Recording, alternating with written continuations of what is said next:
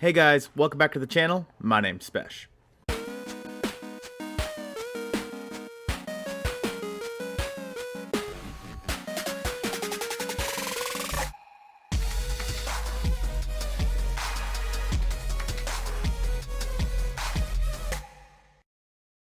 Today we are going to be looking at a few of the Easter eggs in Mashine that have yet to be solved. Obviously there are quite a few, seeing as how the game just came out, but there are a couple that really stand out, and I'm going to go over my top 5 Easter eggs that have yet to be solved in this video.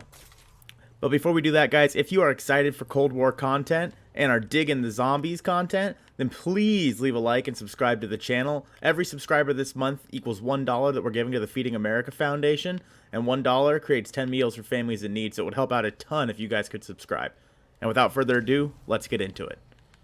The very first honorable mention that I want to talk about is a gear that you can find over here by Juggernog. This gear right here seems incredibly out of place, and like you should be able to pick it up. But when Joe and I first played, I walked over to that and said, that's definitely part of the Easter egg. Well, so far it hasn't been. And honestly, the fact that obviously it could just be from the plane, but it just stands out so much more than everything else from the plane. I find it hard to believe that it's not more than just a plain old gear. The next thing on my list is going to be alternate ammo types. One of the side Easter eggs is using dead wire on the satellites outside the map, but the other 3, Cryo Freeze, Brain Rot, and Napalm Burst, all have not yet been used. And it leads me to believe that there's going to be some sort of side quest where we could use each of those if we could already use one with dead wire. As for what that's going to be, I have no idea. Interestingly enough, you can actually suck up the green stuff that the Megaton leaves on the ground. Whether or not this is part of an Easter egg or something that could just keep you safe when you're running into a room is yet to be seen.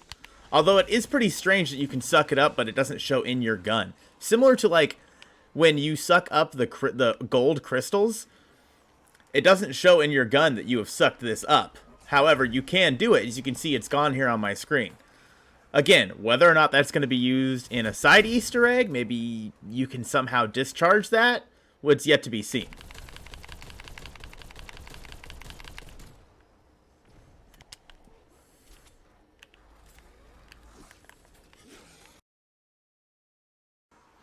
The Elder God Easter egg is still something that baffles people to this point. At round 45, if you look off into the distance, you can see what is referred to as the Elder God. And he doesn't really seem too interested in us and what we're doing in the map.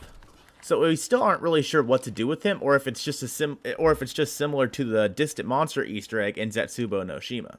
Whether or not at some point we are going to fight the Elder God is yet to be seen. It's still interesting nonetheless that you have to get to round 45 to see him. And whether or not it could be part of another side Easter egg or simply just a cool little thing that Treyarch threw in there, we'll have to wait and find out. There's what has become known as the Jellyfish Easter egg, where these 3 jellyfish right here float around the map.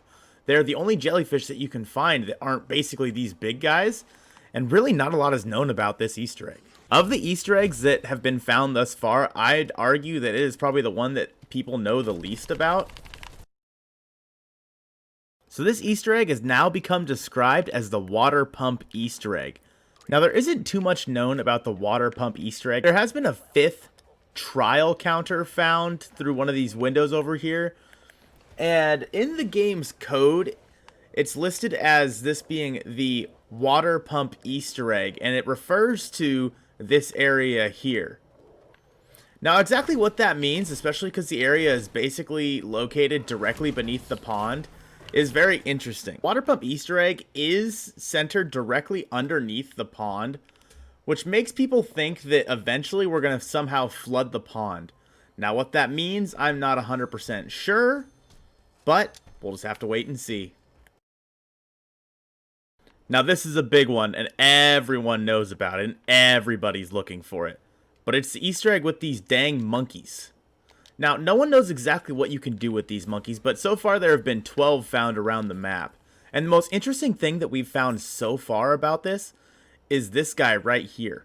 He's holding a briefcase to the side, and it says, this is translated to gold for a banana. Now, I saw this earlier in Codename Pizza's stream, gold for banana, and he was trying to figure out, like, okay, do we give this guy some sort of gold something, and then he pops a banana out of his briefcase, and then do we give these to the monkeys? It's really tough to say, although you can see this face right here on this wall. Just a few interesting correlations here. If you run out of Nocturne Totem and head down to the pond, you can actually see this same face right here on this rock in the pond. And there are holes in each of these. Whether or not these are just zombie spawners or what is still yet to be discovered. And how this works, I'm not sure. Is this going to be a monkey bomb upgrade? Pizza tried giving this dead soldier plenty of different gold things to really no avail. So it's tough to say exactly what this Easter egg is going to be. But this Easter egg has honestly been captivating the community recently. And I'm willing to bet that because of how often people have been looking it up, it's going to be solved here within the next couple days. Anyways, guys, I greatly appreciate you checking out another Call of Duty Cold War Zombies video. This has been a ton of fun and a pretty wild ride already. If you guys were looking forward to more Call of Duty Cold War Zombies content, then please stick around. Here are a couple videos that I think that you might like that might help you even further on your zombies journey. But until next time, guys, I will see you soon.